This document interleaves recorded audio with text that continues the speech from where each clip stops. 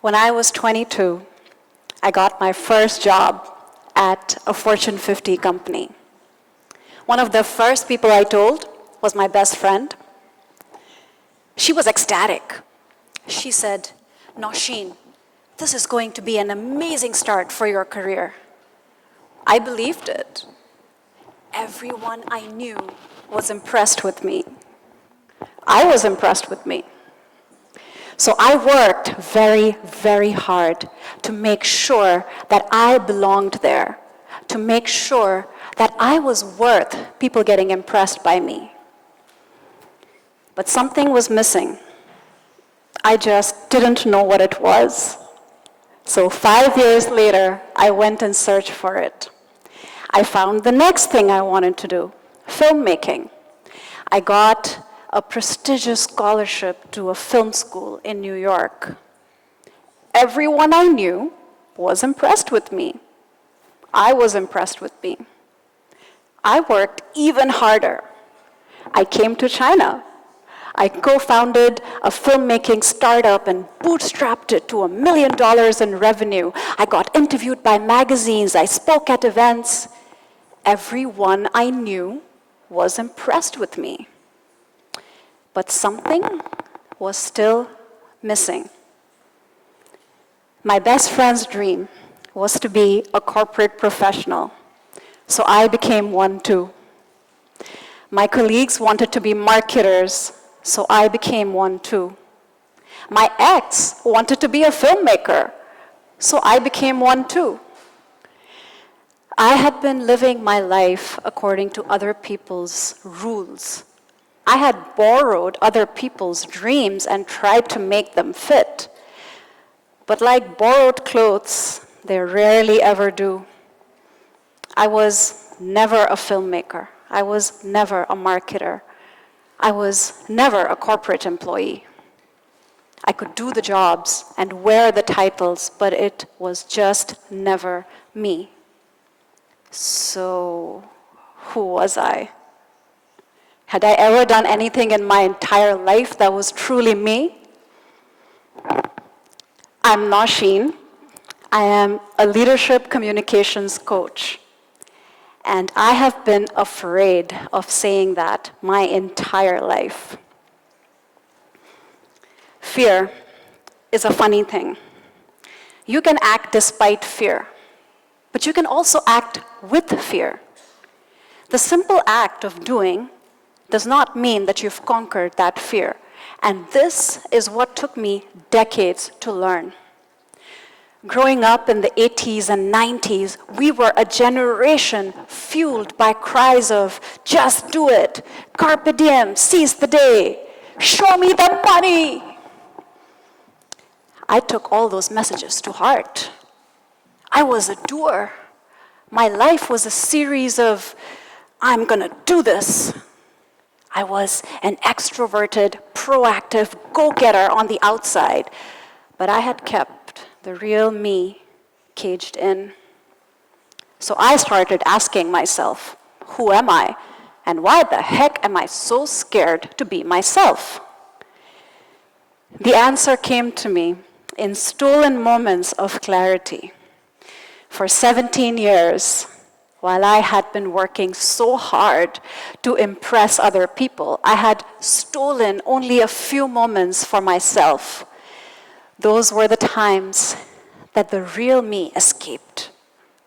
Those were the times that I felt that I was truly myself.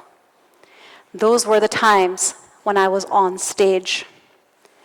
For 17 years, I spoke on every single stage I could find. At corporate events, at webinars, at my neighborhood coffee shop, at schools, at universities. On stage, I felt free. I felt myself.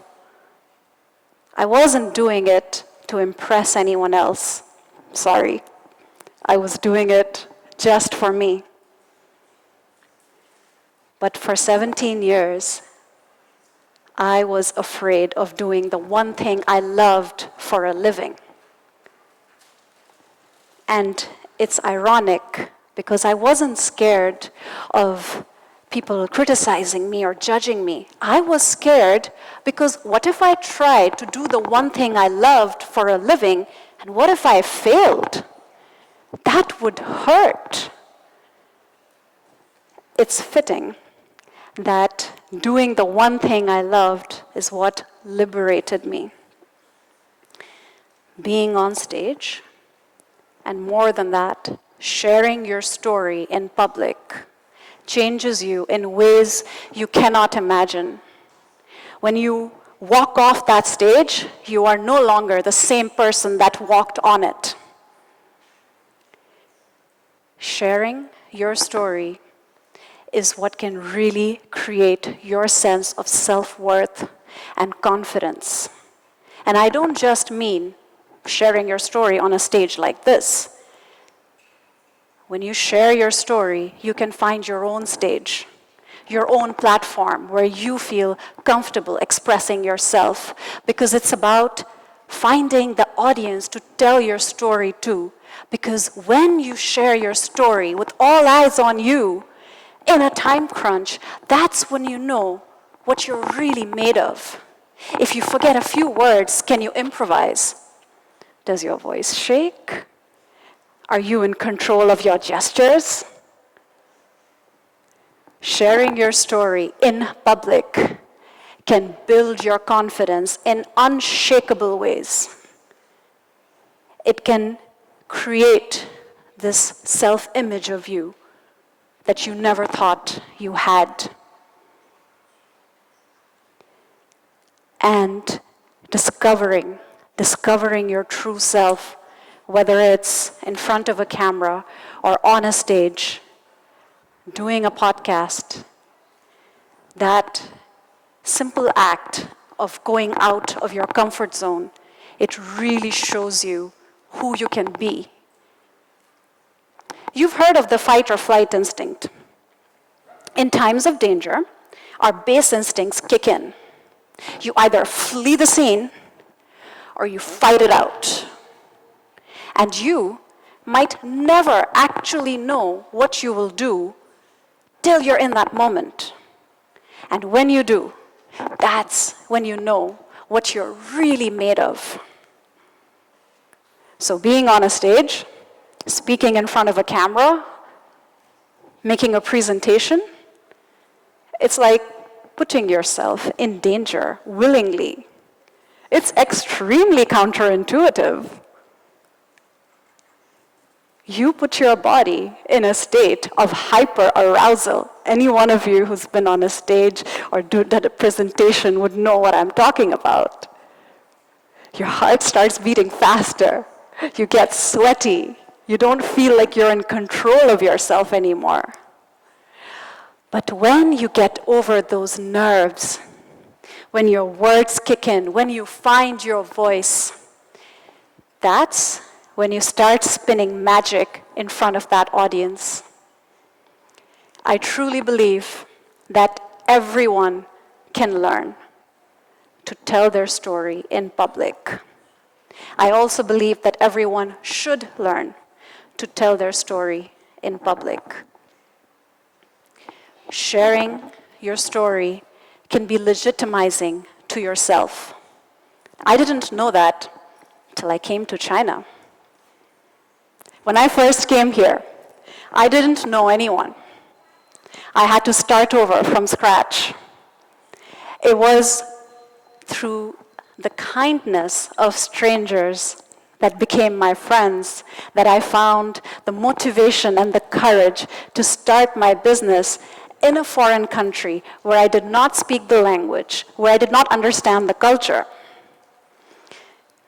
Sharing your story in public can feel like you're in that foreign country. You feel anxious. You feel unsettled. You feel like you're out of your depth.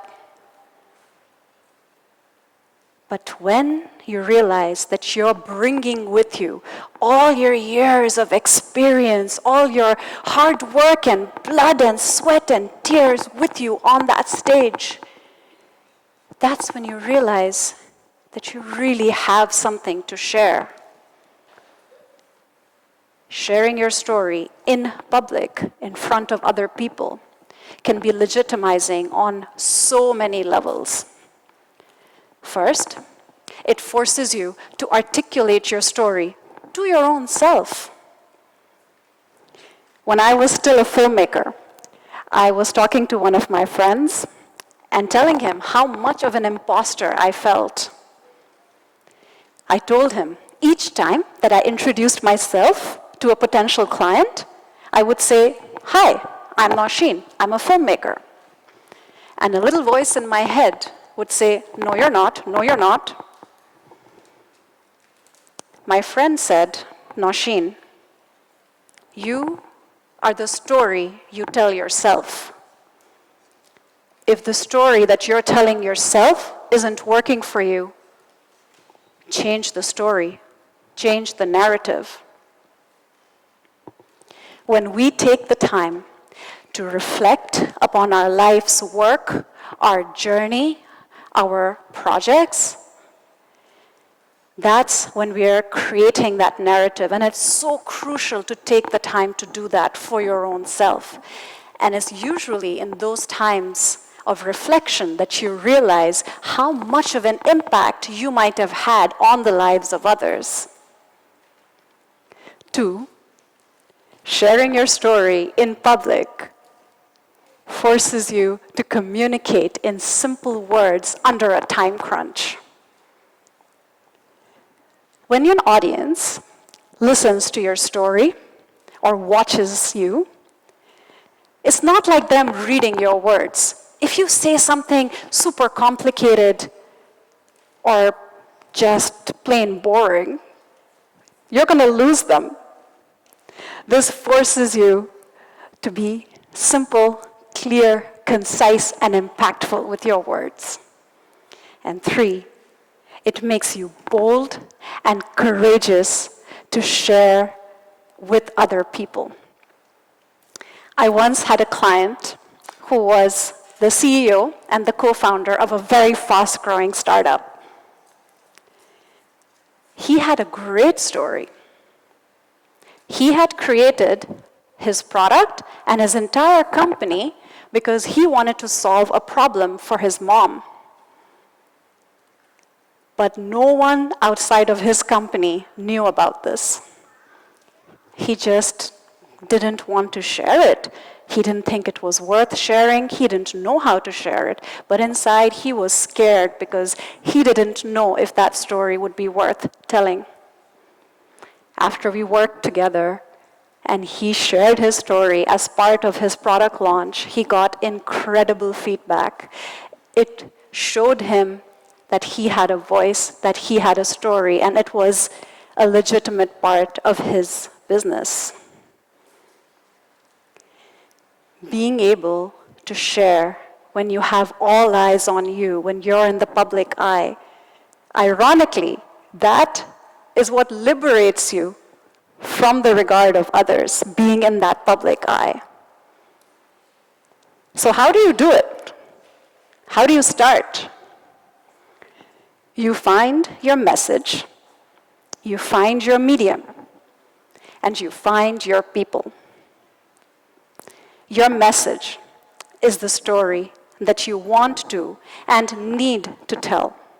It's the story that only you can tell. It could be the story of how you became VP. It could be the story of how your family came from humble beginnings and now you have your own apartment.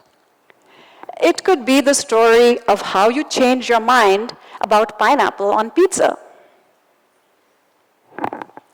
The story needs to be meaningful to yourself in some way. It should also be something that you are slightly scared of sharing, because it's fear that we are trying to conquer. Find your medium. Maybe it's creating a podcast. Maybe it's finding a storytelling event at your neighborhood coffee shop. Maybe it's going back to your high school and saying, "Hi, ma'am, I'm successful now. Can I come talk to your students?"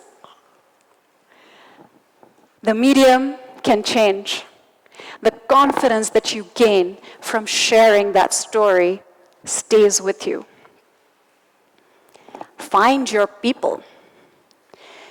Speaking into a void is not going to help you.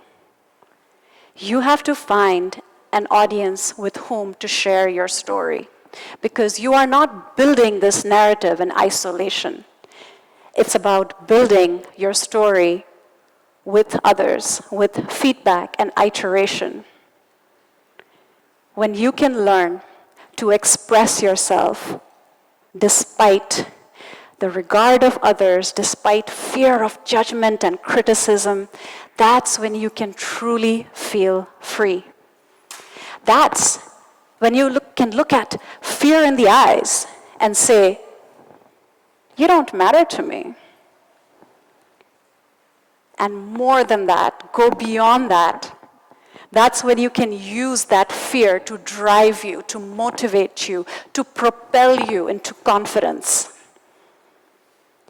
Expressing yourself in public is not just about sharing your story. It's about discovering who you really are. Who are you? What's your story? And how will you share it? Find your voice, craft your story, and speak fearlessly. Thank you.